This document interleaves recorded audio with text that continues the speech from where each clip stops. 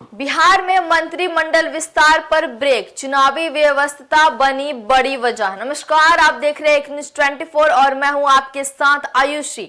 बिहार की सियासत में इन दिनों मंत्रिमंडल विस्तार को लेकर लगातार चर्चाएं हो रही, लेकिन अब तक कोई ठोस फैसला सामने नहीं आ सका है। मुख्यमंत्री सम्राट चौधरी के हालिया दिल्ली दौरे के बाद यह उम्मीद जताई जा रही थी कि नए मंत्रियों के शपथ ग्रहण की तारीख जल्द घोषित की जाएगी, मगर ऐसा नहीं हो पाया। नतीजतन मंत्रिमंडल विस्तार की प्रक्रिया फिलहाल ठहर भी गई है।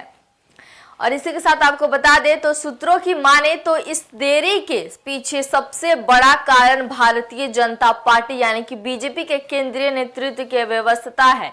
पार्टी इस समय देश के कई अहम राज्यों में होने वाले विधानसभा चुनाव की तैयारियों में पूरी तरह से जुटी हुई है। तमिलनाडु, पश्चिम बंगाल, असम, केरला और पुडुचेरी जैसे राज्यों में 2026 के चुनाव को लेकर रणनीति बनाई जा रही है और संगठन का पूरा फोकस इन्हीं राज्यों पर केंद्रित है।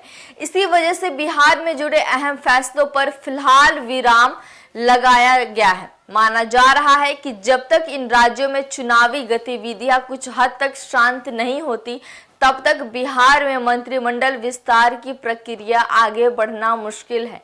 राजनीतिक जानकारों का कहना है कि केंद्र और राज्य के बीच समन्वय इस तरह के फैसलों में बेहद अहम होता है। ऐसे में जब पार्टी का शीर्ष नेतृत्व दूसरे राज्यों में व्यस्त हो तो स्वाभाविक रूप से बिहार जैसे राज्यों में निर्णय लेने में देरी हो सकती है। हालांकि बिहार में सत्तारूढ़ गठबंधन के अंदर भी मंत्रिमंडल विस्तार को लेकर उत्सुकता बनी हुई है।